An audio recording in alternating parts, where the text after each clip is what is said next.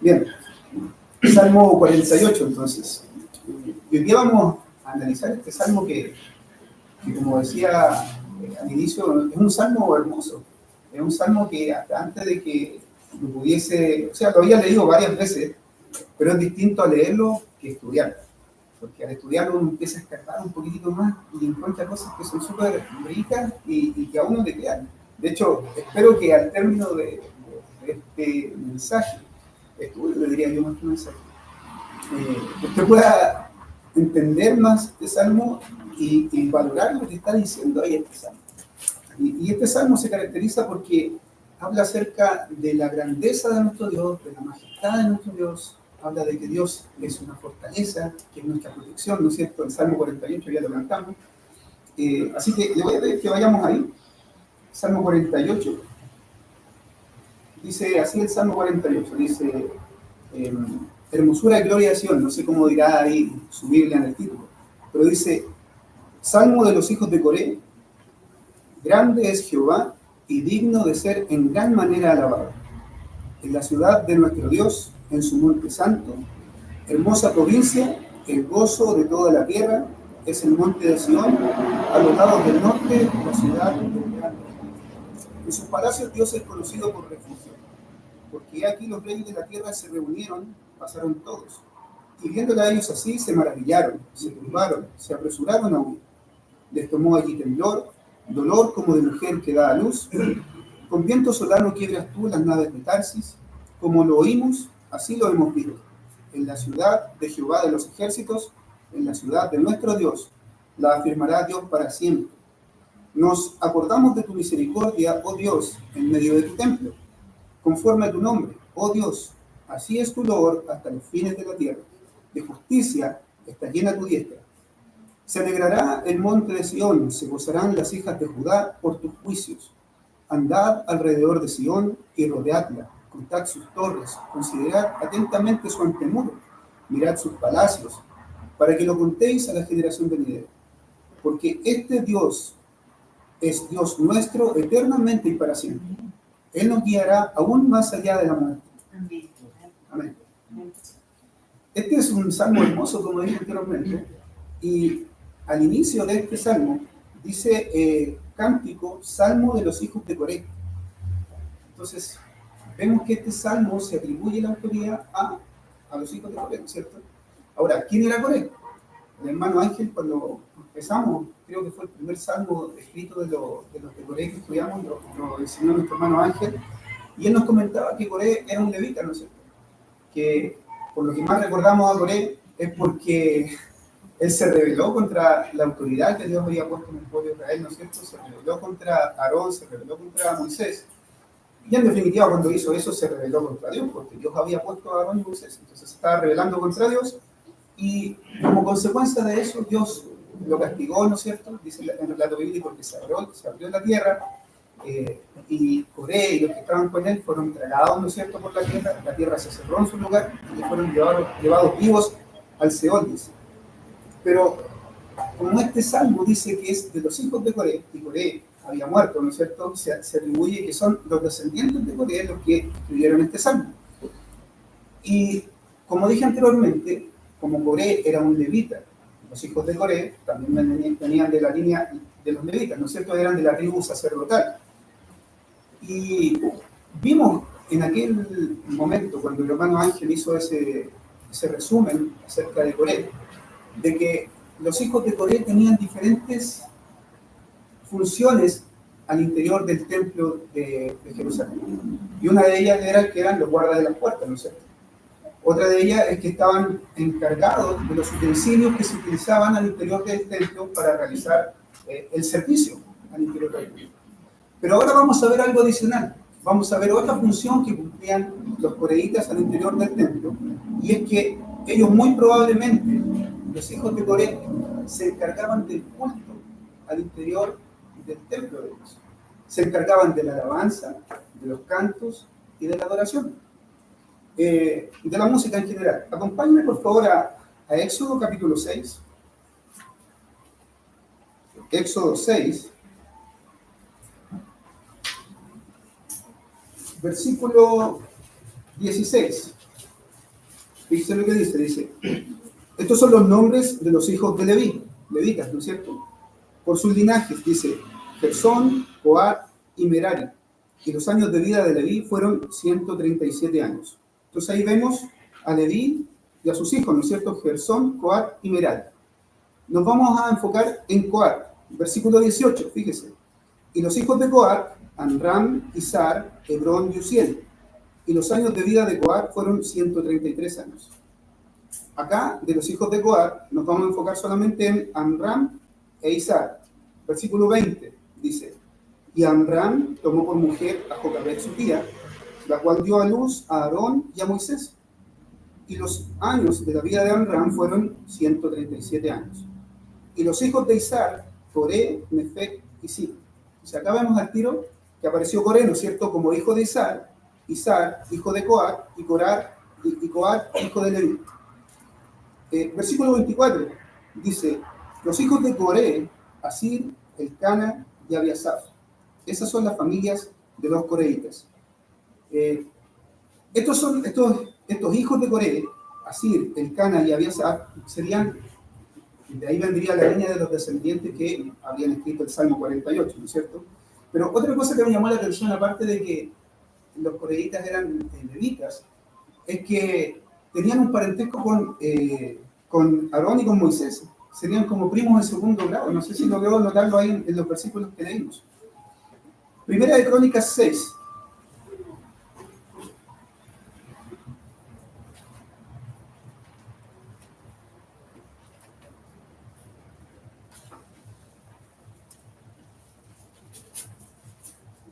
Primera de Crónicas, capítulo 6, versículo 31. Acá vamos a ver el oficio que tenían los coreitas. Fíjese que dice, al título, cantores del templo nombrados por David. Dice, estos son los que David puso sobre el servicio de, ¿qué dice? De canto, en la casa de Jehová, después que el arca tuvo reposo. 32. Los cuales servían delante de la tienda del tabernáculo de reunión en el canto, ¿no es cierto? Hasta que Salomón edificó la casa de Jehová en Jerusalén, después estuvieron en su ministerio según su costumbre. Estos pues con sus hijos ayudaban, de los hijos de Coat, el cantor, hijo de Emán, hijo de Joel, hijo de Samuel, y así parte de decir todo un linaje, una descendencia, hasta que llegamos al versículo 37, fíjense. Hijo de Tahar, hijo de Asir, hijo de Eliasaf, hijo de Coré, hijo de Izhar, hijo de Coat, hijo de Leví, hijo de Israel. Entonces ahí vemos a los hijos de Coré, a los coreitas, ¿no es cierto?, que estaban encargados del templo, al interior del templo, ¿no es cierto?, ahí nombrados por David. Ahora, aquí quiero llegar con esto, de que el Salmo 48 parte diciendo un cántico, dice el Salmo 48, ¿no es cierto? Dice, cántico, salmo de los hijos de Coré. Entonces, Coré fue el antepasado, por decirlo así, de una familia de músicos y cantores al interior del templo de Jerusalén. Y entonces los hijos de Coré tenían varios oficios al interior del templo, en el culto, en el templo. Porteros, ¿no es cierto?, encargados de los utensilios, el canto, la alabanza, la música, la adoración. Esa era la función de los hijos de Coré. Entonces, como que no es tan descabellado mirar ahora y decir cántico, salmo de los hijos de Coré, ¿no es cierto?, al mirar este salmo. Versículo 1 dice, grande es Jehová y digno de ser en gran manera alabado. Y este salmo parte destacando la grandeza de Dios. Y dice que esa grandeza le hace a Dios digno de ser alabado. Grande es Jehová. Es nuestro Dios grande, ¿no? Amén. Amén, ¿no es cierto? ¿Estamos seguros de lo que estamos diciendo? Amén. ¿En qué puede ver usted la grandeza de Dios? ¿En qué cosas? La creación. En la creación, ¿no es cierto? ¿En qué más? ¿En qué más se le ocurre? ¿En qué más podemos ver? Es lo que hace por nosotros. Amén. En lo que hace por nosotros, ¿no es cierto? En la resurrección. En la resurrección, porque la muerte no le pudo retener, ¿no es cierto? Exacto. ¿Cómo? Perdón de pecado. No, nadie más aparte de él puede perdonar pecado, ¿no es cierto? Entonces, todas estas cosas que dijeron ustedes que muestran la grandeza de Dios son ciertas. Y la verdad es que Dios es grande en todo sentido. Dios es grande en santidad, ¿no es cierto? La Biblia lo describe como un Dios 3 veces santo. es grande en perfección, ¿no es cierto? Es grande en poder, es omnipotente, lo describe la Biblia, ¿no es cierto? Creador, como dijo la hermana Alvita, de la tierra, ¿no es cierto? Las plantas, los animales, el sol, la luna, las estrellas, ¿no es cierto? Y no solamente de lo que vemos, creador también de lo que no vemos, ¿no es cierto? Creó a los ángeles y los diferentes tipos de ángeles, creó el universo. Entonces, Dios es grande en todas estas cosas, es grande en amor, porque de tal manera amó Dios al mundo, que ha dado a su Hijo unigénito, para que todo aquel que le cree no se pierda más que la vida. Grande en amor, ¿no es cierto? Entonces, esta y otras características muestran que Dios es grande por donde se le mire. Y Dios es un Dios grande, y esa grandeza que tiene nuestro Dios hace que Él sea digno de ser alabado. Amén. Hace que Él sea digno de que usted y yo le alabemos. Y estas evidencias que muestran que Dios es grande, yo pensaba en esto, de que también nos muestra otra cosa. Dios es grande, es gigante, ¿no es cierto? Es infinito. Pero también eso nos muestra lo pequeños que somos nosotros, lo limitados que somos nosotros. Pero muchas veces pensaba también que nosotros nos creemos grandes, nos creemos autosuficientes, creemos que tenemos el control de las cosas, ¿no es cierto? Creemos que podemos salir adelante de los problemas con nuestras propias fuerzas, con nuestras propias soluciones. Pero ¿qué son nuestras grandezas comparado con la grandeza de Dios? Nada, somos polvo, nada más que polvo. Y el único grande y digno de ser alabado es nuestro Dios. Nadie más afuera de eso. Y fíjese que el versículo termina diciendo ahí, dice que Dios es también digno de ser en gran manera alabado. Dice, en gran manera alabado. Y yo busqué una definición de un diccionario secular de lo que es digno, y encontré acá que digno es merecedor de respeto y consideraciones. La palabra digno se refiere a alguien o algo que es merecedor de respeto y estima. El término viene del latín dignus, que significa merecedor de ser respetado. Si hay alguien que merece ser respetado, es Dios. Hermano Ángel, ¿me puedo ayudar por favor con un versículo? Apocalipsis 4, del 8 al 11, por favor. Apocalipsis 4, del 8 al 11. Y los 4 seres vivientes tenían cada uno 6 alas, y alrededor y por dentro estaban llenos de ojos, y no cesaban día y noche de decir: Santo, Santo, Santo es el Señor Dios Todopoderoso, el que era, el que es y el que ha de venir. Y siempre que aquellos seres vivientes dan gloria y honra y acción de gracias al que está sentado en el trono, al que vive por los siglos de los siglos, los 24 ancianos se postran delante del que está sentado en el trono y adoran al que vive por los siglos de los siglos, y echan sus coronas delante del trono diciendo: Señor, digno eres de recibir la gloria y la honra y el poder, porque tú creaste todas las cosas y por tu voluntad existen y fueron creadas. Amén. Gracias, hermano Ángel. Digno eres de recibir la gloria y la honra y el poder. Santo, santo, santo, ¿no es cierto? Señor Dios Todopoderoso. Dan gloria, dice ahí, de los seres vivientes, dan gloria y honra y acción de gracias al que está sentado en el trono, al que vive por los siglos. Todos necesitamos alabar a Dios, ¿no es cierto? Y dada esa grandeza de Dios y la bondad y los favores que Él tiene por nosotros, porque claramente hace cosas a favor nuestro, eso debería nosotros movernos y motivarnos a querer alabar a Dios. Ahora, yo le hago una pregunta. ¿Dios necesita que nosotros le alabemos? Dios no necesita que nosotros le alabemos. Si nosotros no le alabamos, Dios no va a dejar de ser Dios. Si nosotros no le alabamos, Él no va a dejar de ser santo, no va a dejar de ser perfecto, ¿no es cierto? No va a dejar de ser amoroso. Él no va a perder su esencia. Dios es Dios, nosotros le alabemos o no le alabemos. Pero sí hay algo con respecto a la alabanza, y es que Él es digno de ser alabado. Y si bien Dios no necesita su alabanza, usted sí necesita alabar a Dios. Porque usted cuando hace eso está reconociendo su pequeñez, está reconociendo la grandeza de Dios y decirle: Dios, te necesito. No tengo a nadie más para Él. Ahora, alabar a Dios no se limita únicamente al canto, como piensan algunos, que cuando estoy cantando estoy alabando a Dios, ¿no es cierto? Esa es una de las maneras en las cuales puedo alabar a Dios. Pero también puedo alabar a Dios, ¿no es cierto?, en mi oración. Cuando estoy hablando con Él, puedo alabar a mi Dios, ¿no es cierto? Puedo alabar a Dios aprendiendo de su palabra, ¿no es cierto?, queriendo ponerla en práctica. Puedo alabar a Dios con mi testimonio, con mi servicio en favor de Él. Hay muchas maneras en las cuales puedo alabar a Dios. De hecho, y pensaba también en esto, que si nosotros no alabamos a Dios, la creación lo hace. Salmo 19:1 dice: los cielos cuentan la gloria de Dios y el firmamento anuncia las obras de Dios, ¿no es cierto? El cielo, ¿no es cierto?, la creación alaba a nuestro Dios. Los ángeles alaban a nuestro Dios, no hermano Ángel, me imagino que también, pero los otros ángeles también, ¿no es cierto?, alaban a nuestro Dios.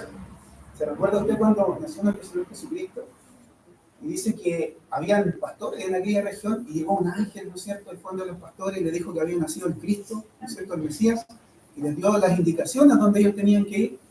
Antes de que ese ángel se retirara ahí de ese lugar, dice que junto con ese ángel apareció una multitud de huestes celestiales que cantaban, ¿no es cierto?, y alababan a Dios y decían: gloria a Dios en las alturas y en la tierra paz, buena voluntad para los hombres. Los ángeles y las multitudes de huestes celestiales alaban a Dios. Los pajaritos, ¿no es cierto?, alaban a Dios.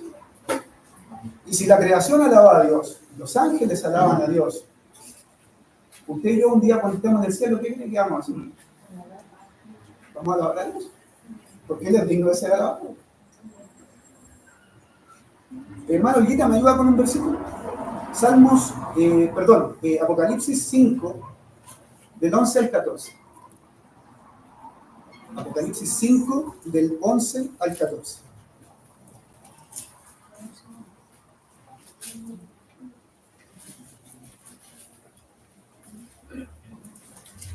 Del 11 al 14.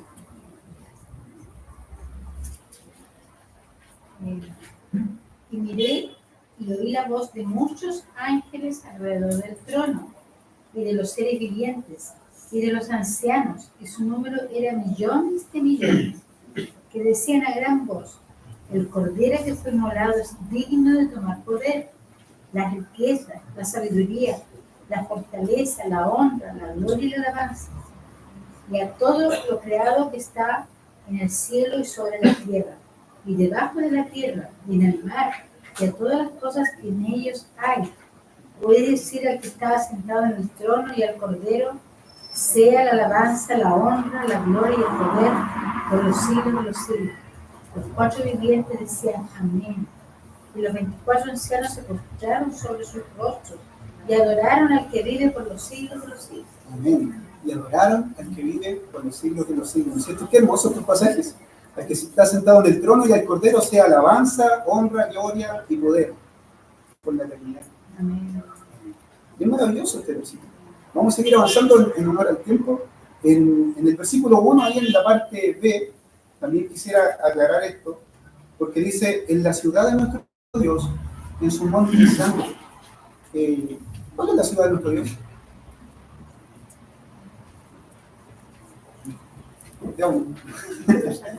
Jerusalén. Cuando acá está hablando de la ciudad de nuestro Dios, este versículo se está refiriendo directamente a Jerusalén. A Jerusalén, la ciudad santa, donde está el templo de Dios, ¿no es cierto? E implícitamente, en el templo de Dios se asume de que está la presencia de Dios morando ahí. Estaba en el templo, ¿no es cierto? Cuando estaban en el desierto, estaba en el tabernáculo, ¿no es cierto? Ahí estaba la presencia de Dios. Bueno, acá en el templo, en Jerusalén, la presencia de Dios estaría ahí, en el templo. Y cuando dice en su monte santo, se está refiriendo al monte de Sion. Al monte de Sion, que es un monte que está ahí en Jerusalén, ¿no es cierto? En el cual sobre ese monte está el templo de Dios. ¿Para qué? Para que el pueblo judío, ¿no es cierto?, se reúna. Y no solamente eso, sino que este lugar era un lugar sagrado para los judíos, por la presencia de Dios que estaba ahí. Tengo algunos versículos, pero los voy a saltar en honor al tiempo.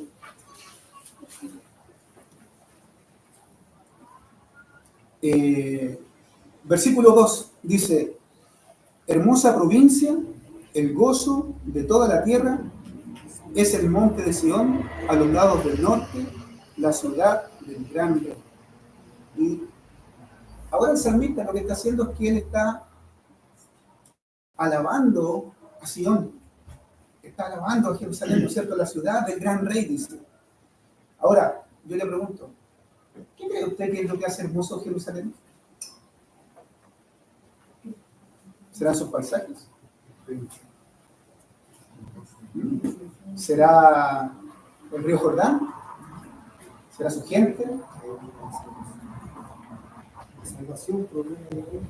La salvación proviene de ahí, ¿sí? ¿Pero qué será lo que hace hermoso Jerusalén? Como dice ¿Será el muro de los lamentos? Dice aquí, la ciudad del gran rey de Dios. ¿Sí? Y es justamente eso. Lo que hace hermoso a Jerusalén no son ninguna de estas cosas que dije. Lo que hace hermoso acá a esta hermosa provincia que dice ahí el gozo de la tierra es la presencia de Dios aquí. Eso es lo que hace hermoso Jerusalén. Ahora, si hacemos una aplicación de esto, yo le pregunto, ¿qué es lo que le hace hermoso a usted delante de Dios? Las hermanas serán unas buenas cremas, no sé, un buen maquillaje. ¿Qué le hace hermoso? Los hombres no necesitamos eso, somos hermosos por naturaleza. Pero se riendo mal la hermana. ¿Qué me quieren decir? Pero, ¿qué será lo que hace hermoso a un creyente delante de Dios? Conocimiento y la aplicación. La experiencia, sería con Dios. El Espíritu Santo, ¿no es cierto? Y tenemos el Espíritu Santo porque somos salvos. Entonces, lo que hace hermoso a una persona delante de Dios es Cristo morando en esa persona. Amén. Amén. Apliquémoslo a la familia. ¿Qué era hermoso a una familia, a un hogar? Un lugar espacioso. Un buen frontis bonito, ¿no es cierto? En una casa, en un buen lugar, un buen barrio. ¿No? Lo que hace hermoso un hogar es la palabra de Dios ahí, en medio de su hogar. No solamente el día domingo cuando estamos en la iglesia. ¿Qué hace hermoso una iglesia? Tener buenas comodidades. Se agradecería un aire acondicionado ahora en verano, ¿no es cierto? Pero esas cosas no hacen hermoso una iglesia, ni que sea tan grande, ¿no es cierto? Lo que hace hermoso una iglesia es la palabra de Dios que se esté viviendo en el corazón de los hermanos. La palabra de Cristo, ¿no es cierto? Cristo morando y viviendo, y llevando a la práctica las enseñanzas bíblicas, ¿no es cierto? Eso es hermoso una iglesia. Hay iglesias que están llenas, ¿no es cierto? Y son mucho más grandes que la nuestra. Pero si Cristo no está ahí, créame que Dios no ve esa iglesia como una iglesia hermosa, como su novia, ¿no es cierto? Su esposa del Cordero. Y la ciudad del gran rey. El gran rey, ¿quién es? Dios, ¿no es cierto? Nuestro Señor Jesucristo mismo lo dijo. Hermano Rodrigo, ¿me ayudas por favor con un versículo? Mateo 5, 33 al 35.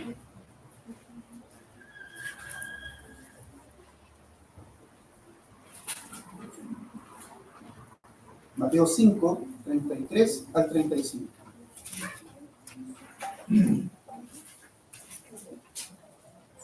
Además habéis oído que fue dicho a los antiguos, no perjurarás y no cumplirás al Señor con juramentos. Pero yo os digo, no juréis en ninguna manera, ni por el cielo, porque es el trono de Dios, ni por la tierra, porque es el estrado de sus pies, ni por Jerusalén, porque es la ciudad del gran rey. Jerusalén es la ciudad del gran rey, ¿no es cierto? O sea, es la ciudad de Dios. De eso venía hablando ahí el contexto. Entonces, el gran rey es Dios. Versículo 3 dice, en sus palacios Dios es conocido por refugio.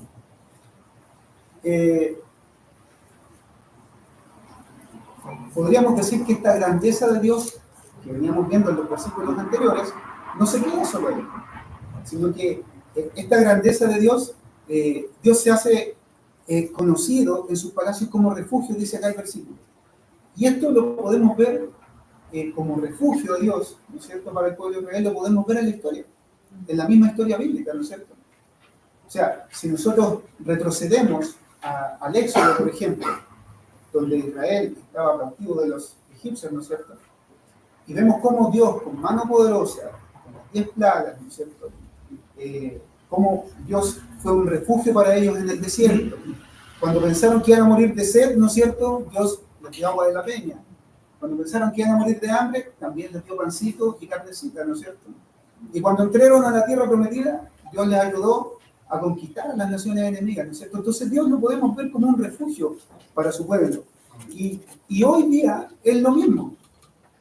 No solamente en la historia bíblica. Hoy día Israel también es el pueblo de Dios, ¿no es cierto? Y también está rodeado de estas naciones enemigas, pero Dios aún así sostiene a Israel y Israel no es destruido.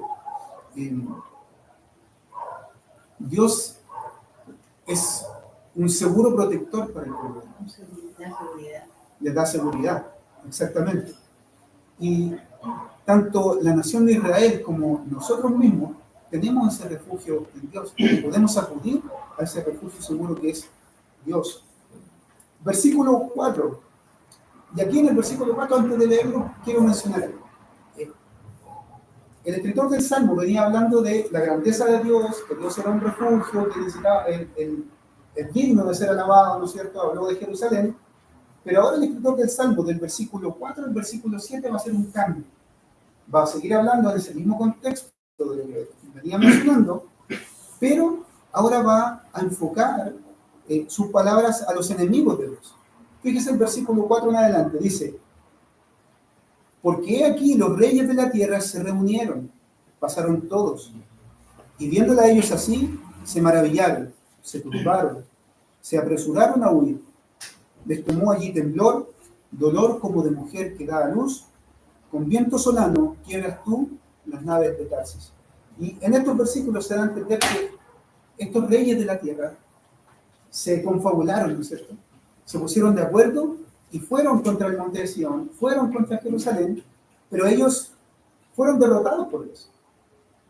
Y fueron derrotados vergonzosamente porque terminaron escapando. Fueron por lana y terminaron trasquilados. Hemos dicho que dice eso, ¿no es cierto? Los enemigos de Dios, estos reyes de la tierra, porque habla que eran varios, se pusieron de acuerdo y dijeron: vamos, destruyamos a Israel, pero se fueron por la cola entre las piernas. Yo me acuerdo, mi esposa cuando está cocinando y se mete el perro a la cocina, mi esposa lo fuera Hunter, y Hunter agacha la cabeza y como que se encorva y mete la cola entre las piernas y se va así como todo humillado. Se me imagina que así escaparon los enemigos de Dios en esta parte, ¿no es cierto? De manera vergonzosa escaparon de la batalla. Versículo 4, fíjese lo que decía. Dice: porque aquí los reyes de la tierra se reunieron, ¿no es cierto? Se pusieron de acuerdo ahí los reyes de la tierra, pasaron todos, ¿no es cierto? Versículo 5 dice: y viéndola a ellos así, ¿qué cosas vieron? Jerusalén, ¿no es cierto? Sion, vieron la grandeza de Dios allá, y viéndola a ellos así, se maravillaron, ¿no es cierto?, al ver esto, pero también se turbaron, se enredaron, ¿no es cierto? ¿Y qué más pasó? Se apuraron en escapar, se apresuraron en huir. Y dice el versículo 6, les tomó allí temblor, dolor como de mujer que da a luz. Y aquí el salmista lo que hace es que compara este miedo que sintieron los enemigos de Dios cuando llegaron a Jerusalén con los dolores de parto de una mujer. Yo no sé, aquí hay varias hermanas que han sido mamás, ¿no es cierto? Pero ¿duele mucho, hermana, ser mamá o no mucho? Me duele. ¿Duele harto? Bueno, yo no he sido mamá y no voy a ser mamá nunca, claramente. Pero sí pude esperar el parto de mis dos hijos y pude ver que mi esposa hizo un súper buen trabajo. Pero aparte de ese súper buen trabajo de parto que hizo, pude ver su dolor. Pude ver que era complicado para ella. Y de hecho ahí cuando están con los dolores de parto, ¿cierto?, las hermanas, se dice que es un dolor intenso, ¿no es cierto? Pero a su vez es un dolor intermitente, por las contracciones, ¿no es cierto? Y un dolor que no solamente es intermitente en el abdomen, en el útero, ¿no es cierto?, sino que es un dolor que se irradia hasta la espalda, ¿no es cierto? Y que llegan los médicos, no sé, pues el hermano antes saben que llegan con su inyección mágica, ¿no es cierto?, con la epidural, la ponen en la espalda, ¿no es cierto?, y se alivian un poco los dolores de las hermanas o de las mujeres, ¿no es cierto? Pero, de hecho, había escuchado a una persona una señorita que quería ser mamá de forma natural, quería ella, ¿no es cierto?, y planificó todo el parto de esa manera, de forma natural, Pero cuando empezaron los dolores de parto, pidió que por favor le pusieran la epidural y hasta ahí llegó todo lo natural que quería esa persona. Entonces, de hecho, leía hace un tiempo atrás que el dolor de parto está dentro de los 10 dolores más fuertes que puede sentir una persona. Dentro de los 10 dolores más fuertes que puede sentir una persona. Y con eso compara acá el salmista lo que sintieron los enemigos de Dios, que al llegar a Jerusalén sintieron como dolores de parto. Y eso fue lo que sintieron ellos. Y terminaron escapando vergonzosamente. Ahora le pregunto, según esos versículos que leímos ahí, ¿quién derrotó a los reyes que fueron de estas naciones enemigas? ¿Quién fue el que los derrotó? ¿Fue el ejército de Israel? No fue el poderío bélico, ¿no es cierto? Fue Dios el que los derrotó. El versículo 7 lo dice, ¿no es cierto? Dice, con viento solano quiebras tú las naves de Tarsis. Dios los derrotó de manera sobrenatural. Una vez más Dios protegió a su nación Israel. Y fíjese que dice que fue con un viento solano. A mí me da risa este tema del viento solano, pero un viento solano es un viento cálido, es un viento seco, que por lo general viene de los interiores, de las regiones del interior o de las regiones más desérticas, viene este viento solano. No sé, ahora que estamos en verano, ¿usted ha sentido un viento seco así como pesado, que no es agradable? ¿Lo va a sentir? ¿No? Bueno, así es un viento solano. Pero imagínense una cosa, ese viento solano desagradable que puede sentir usted hoy en día en verano acá en Santiago, Dios nos lo está mandando para destruirlo. Pero acá dice que Dios de manera intencional envió ese viento solano, ¿no es cierto?, a destruir esas naves de Tarsis, que dicho sea de paso, las naves de Tarsis eran embarcaciones que navegaban, ¿no es cierto?, en el mar Mediterráneo de la época, mar adentro, y eran de las embarcaciones más fuertes. Y dice que fueron destruidas por este viento solano que Dios mandó ahí en defensa de Sidón, ¿no es cierto?, de Jerusalén. Y yo pensaba, cuando preparaba esto, pensaba que cómo Dios nos da ejemplo de cómo Él puede intervenir en la historia y proteger a su pueblo y derrotar así a sus enemigos. El hermano Orlando creo que el jueves pasado mencionó de la batalla de los 6 días, pero yo también pensaba en que Israel, no sé si ustedes se acuerdan que en 1948 Israel se constituyó, ¿no es cierto?, como nación, fue reconocido de manera internacional por la ONU como una nación en 1948, después del holocausto de los 6 millones de judíos, ¿no es cierto? Y cuando pasó esto, al poco tiempo, después de que Israel se constituyera como nación, 5 naciones lo invadieron: Egipto, Siria, Líbano, Transjordania y creo que uno más por ahí. 5 naciones invadieron Israel en 1948-49, cuando recién se estaban armando como nación. Y Dios les protegió. Se pudieron defender bien y no solamente eso, ganaron terreno de los enemigos que lo atacaron, de las 5 naciones.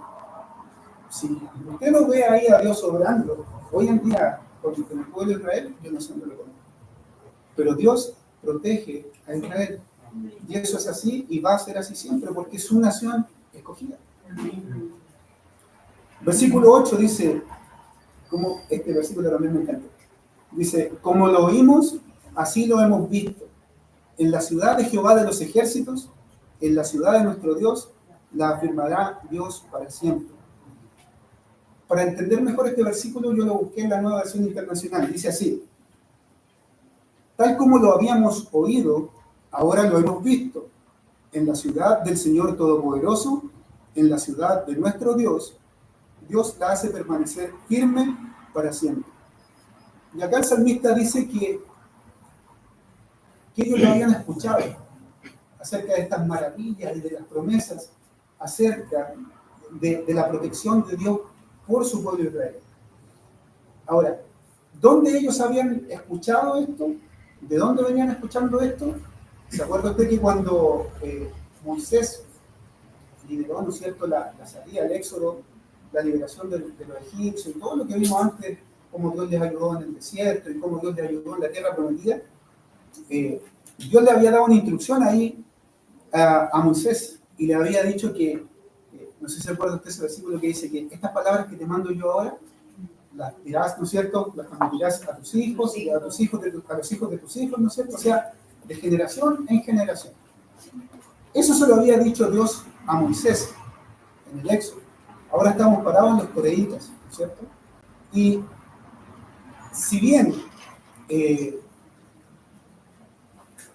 hay hartos años de diferencia, y lo vamos a ver ahora, entre el Éxodo y hasta que se llegó Salomón y el Templo de Jerusalén, Dios obró de manera sobrenatural ahí también.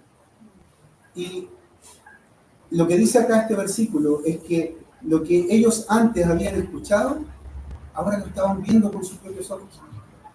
Lo estaban viendo en primera fila, lo que ellos venían escuchando de generación en generación antes.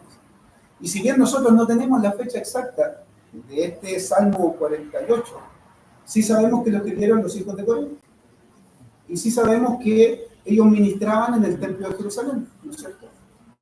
Y sabemos que el Templo de Jerusalén lo edificó Salomón. Y sabemos que Salomón reinó desde el año 970 a.C. en adelante, ¿no es cierto? Entonces ya tenemos una fecha, 970 a.C., ¿no es cierto? Ahora, ¿cuándo le había dicho Dios a Moisés que transmitieran esto de generación en generación? 480 años antes de que pasara esto. Acompáñenme por favor a un versículo. En Primera de Reyes. Hermana Oney, ¿me ayuda por favor? Primera de Reyes 6:1.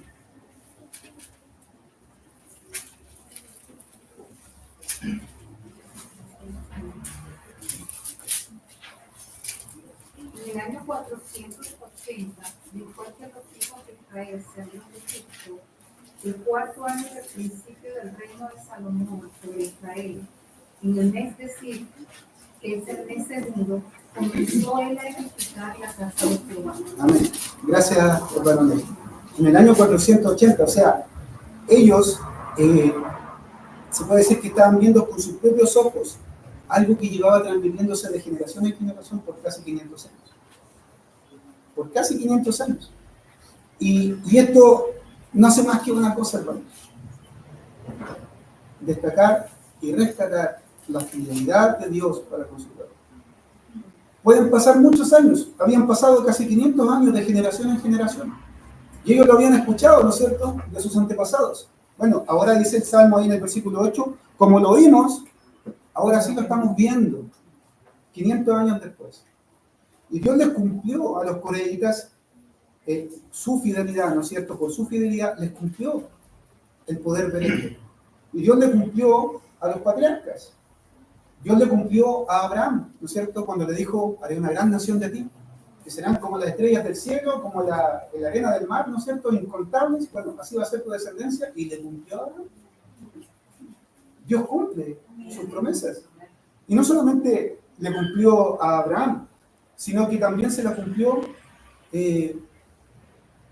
a los israelitas al protegerla a través de las guerras. De hecho, hasta el día de hoy, Israel está en conflicto, ¿no es cierto? Y se la sigue cumpliendo Dios la protección que dice este Salmo.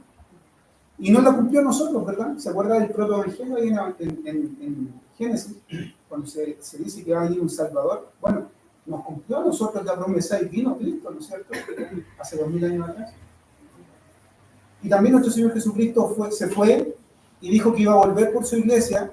Bueno, todavía no sucede, han pasado 2000 años, pero sí cumplió Dios todo este tiempo para atrás. Y nos va a cumplir a nosotros también un día. Y nuestro Señor Jesucristo va a volver. Y ahí podemos ver la fidelidad de Dios. Dios no es hombre para que mienta. Y si Él dijo que iba a volver, Él va a volver por sí mismo. Si Él dijo que nos iba a llevar al cielo, nos va a llevar al cielo. Y esa es la mayor confianza que podemos tener. Y al mirar este versículo 8, y aquí le voy a sembrar un poco la duda, y al mirar este versículo 8, pudiera parecer un poco contradictorio este versículo 8. ¿Y por qué quiero decir que pareciera ser contradictorio? Porque fíjese que dice, en la ciudad de nuestro Dios, ¿no es cierto? Ahí en Jerusalén, dice, la afirmará Dios para siempre. ¿Ha estado firme siempre en Jerusalén? ¿Qué pasó en el año 70 después de Cristo? Fue destruida, ¿no es cierto? Los romanos la destruyeron, Tito incendió todo, ¿no es cierto? Y la destruyó.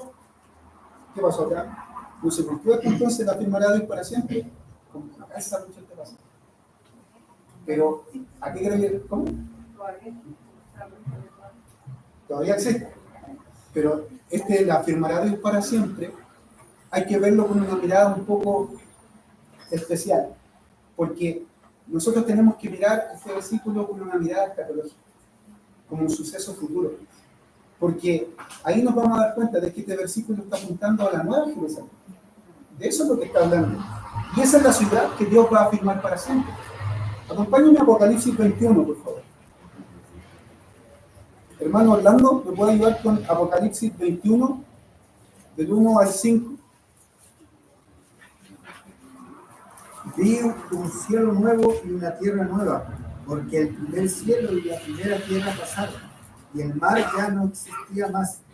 Y yo, Juan, vi la santa ciudad, la nueva Jerusalén, descender del cielo de Dios, y puesta como una esposa ataviada para su marido. Y oí una gran voz del cielo que decía: He aquí el tabernáculo de Dios con los hombres, y Él morará con ellos, y ellos serán su pueblo. Y Dios mismo estará con ellos como su Dios, y jugará a Dios toda lágrima de los ojos de ellos, y ya no habrá muerte, ni habrá más llanto, ni clamor, ni dolor, porque las primeras cosas pasaron. Y el que estaba sentado en el trono dijo: He aquí, yo hago nuevas todas las cosas. Y me dijo: Escribe, porque estas palabras son fieles y verdaderas. Amén. Amén. Este capítulo 21 se lo voy a dejar de tarea para la casa. Por favor, léalo, porque es maravilloso. Apocalipsis 21 habla, de hecho, el versículo 9 en adelante ahí habla de la nueva Jerusalén, del 9 en adelante. Pero acá es a esta nueva Jerusalén a la que va a sostener Dios para siempre. Porque dice, el versículo 2 dice, hablando Juan, ¿no es cierto? Dice: vi la santa ciudad, la nueva Jerusalén, descender del cielo de Dios, dispuesta como una esposa ataviada para su marido. Y cuando esta nueva Jerusalén descienda del cielo, ¿no es cierto? Este va a ser un lugar perfecto, donde va a reinar Dios con justicia perfecta. Y de hecho, si usted espera justicia perfecta acá en la tierra, olvídese, no lo va a lograr ni los partidos de izquierda, de derecha, ni ninguno. La única justicia perfecta va a ser cuando nuestro Señor reine y nosotros también. Y fíjese que también este capítulo 21 de Apocalipsis, que habla de la nueva Jerusalén, menciona algo maravilloso también. Y lo maravilloso que menciona acá Apocalipsis 21 es que los que estemos inscritos en el libro de la vida del Cordero vamos a estar acá, en la nueva Jerusalén. Y va a ser hermoso. Versículo 9 dice, vuelvo al Salmo 48 por si acaso, versículo 9. Dice: nos acordamos de tu misericordia, oh Dios, en medio de tu templo. Y acá es como si los coreítas estuvieran aquí recordando, ¿no es cierto?, todas las veces que Dios tuvo misericordia de ellos en el pasado. De esto que ya habíamos citado, ¿no es cierto?, del Éxodo y de la entrada a la tierra prometida, etc. Y de cómo Dios bendijo y protegió a su pueblo Israel.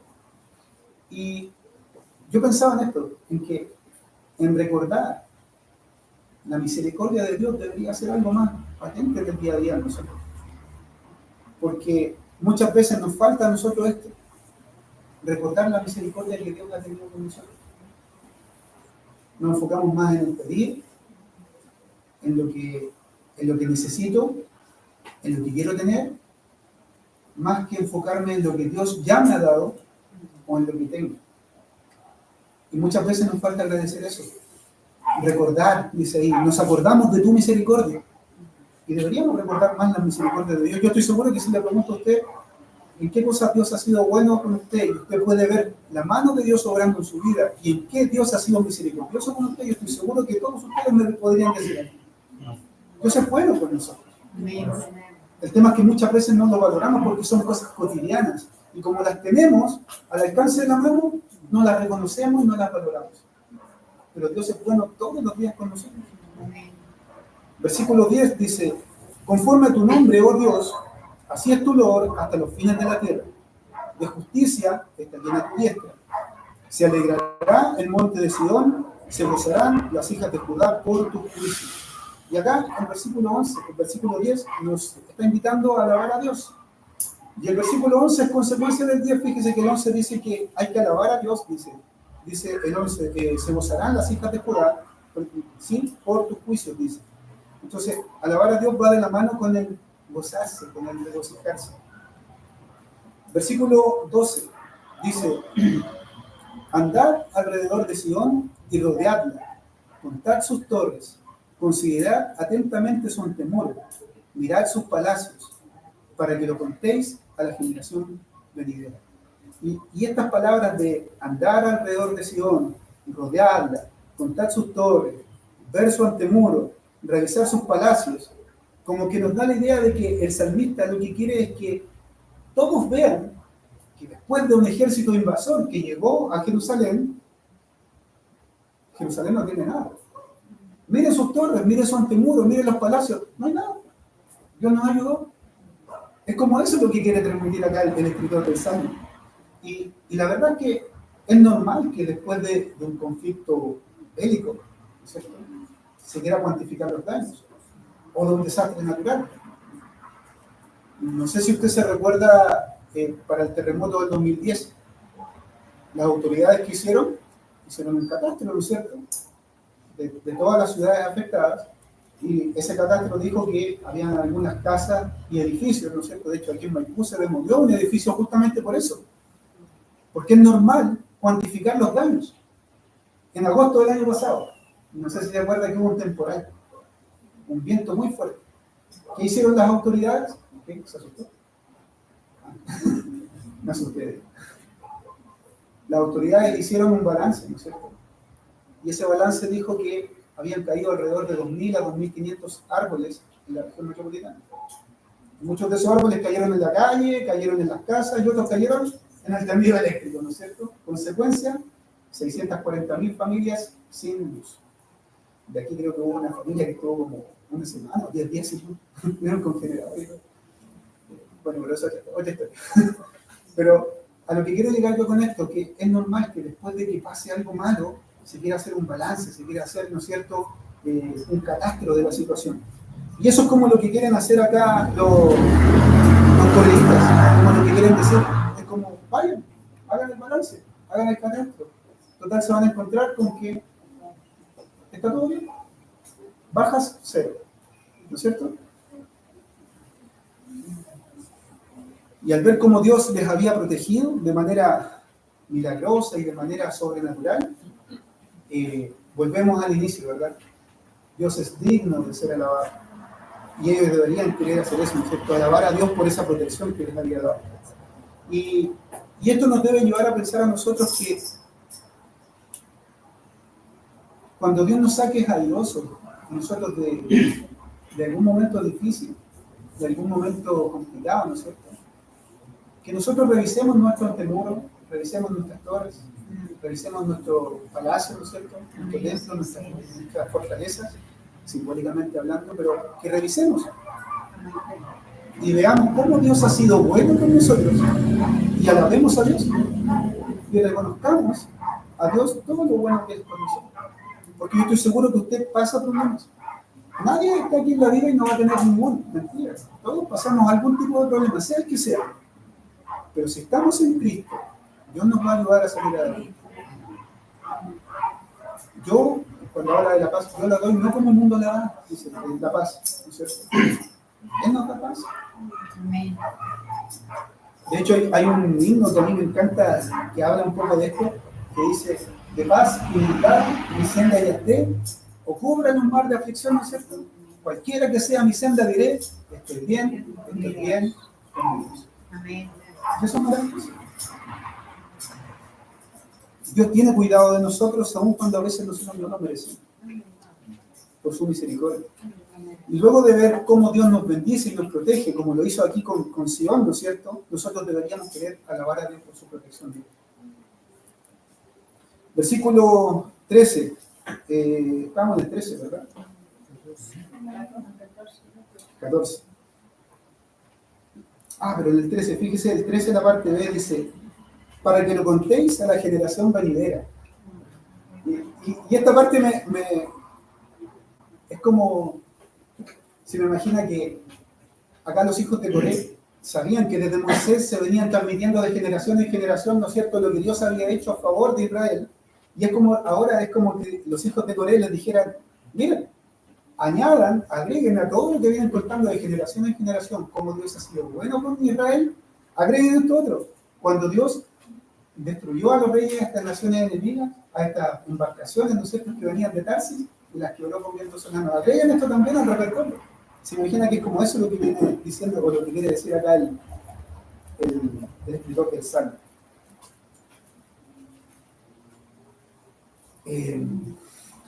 Lo voy a decir igual, me queda un poco, hermano, 5 minutos, pero estamos como al lado de ella, pero no quería dejarlo pasar. Yo pensaba que acá Dios le dijo a Moisés que lo transmitieran de generación en generación, que lo enseñaran a sus hijos, ¿no es cierto?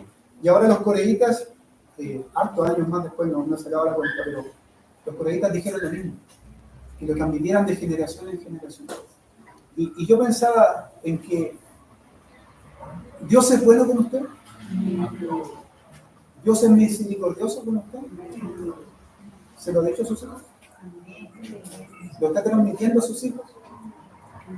Sería bueno que nosotros transmitiéramos estas verdades a nuestros hijos, a nuestros jóvenes, porque ellos están muy propensos por todo lo que está pasando hoy en día en la cultura, ¿no es cierto?, en la sociedad, a que sea parte de la familia. Y tal vez lo que nosotros podamos hacer es transmitirle a nuestros niños, a nuestros jóvenes, así como Dios se lo dijo a Moisés, ¿no es cierto?, fortalezca su fe. Y ahí tenemos una responsabilidad nosotros, ¿no es cierto?, los que somos papás directamente. Pero en realidad todos nosotros tenemos una responsabilidad así. Entonces no se canse de hablar a sus hijos de las maravillas que Dios hace con usted. No se canse de eso. Le pregunto, ¿sus hijos son salvos? ¿Tienen a Cristo como su Salvador? No le estoy preguntando si ellos vienen a la iglesia. Estoy preguntando si son salvos. Son cosas diferentes. Entonces preocupémonos por nuestros hijos. Si no nos preocupamos nosotros, el colegio se va a preocupar, la sociedad se va a preocupar. Y no lo va a hacer desde un punto de vista de la palabra de Dios. Entonces no nos cansemos de transmitir a las generaciones futuras, ¿no es cierto?, acerca de este Dios nuevo. En el versículo 14, ya para terminar, dice, porque este Dios es Dios nuestro eternamente y para siempre. Él nos guiará aún más allá de la muerte. Y en esta última parte del Salmo, los coreitas reconocen algo. Ellos reconocen acá, dicen, porque este Dios. Y dado todo lo que hemos venido hablando de las naciones enemigas que se confabularon, ¿no es cierto?, y fueron a atacar a Jerusalén, a Sion, cuando esta parte del versículo dice, porque este Dios, a mí sí me imaginaba a los coreitas, ¿no es cierto?, dando un discurso, hablando al pueblo, y atrás de ellos el templo, ¿no es cierto?, los palacios, el temor, y es como que ellos estuvieran diciendo, este Dios, el que permitió que nuestra ciudad estuviese intacta, ¿no es cierto?, este Dios, y ahí le dice, es Dios nuestro, eternamente y para siempre. Y aquí está diciendo otra verdad más, que Dios es el Dios de la nación de Israel.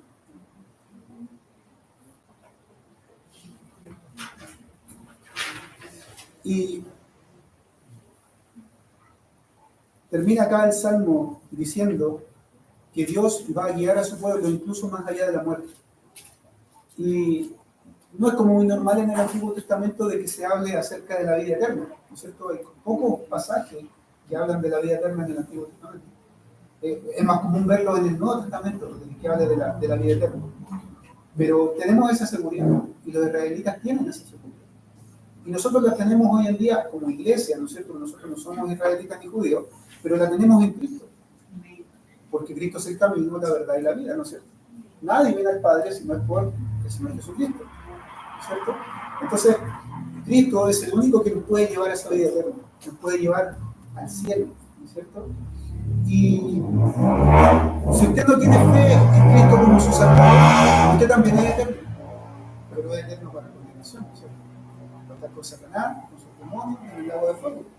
Ese es el lugar de los que no reciben a Cristo como su Salvador. Pero si nosotros tenemos a Cristo, tenemos esa seguridad de la vida eterna más allá de la muerte que menciona acá este versículo. Iba a profundizar un poco más, pero en honor al tiempo lo vamos a dejar ahí. Creo que es un salmo maravilloso que podríamos sacar mucho más información de esto. Pero lo que quiero llegar con esto, hermano, y quiero concluir, es que Dios es grande, Dios es digno de nuestra adoración, de nuestra alabanza. Dios es el Dios de Israel, pero también, nosotros sin ser israelitas, también gozamos de la protección de Dios, y esa debe ser nuestra confianza.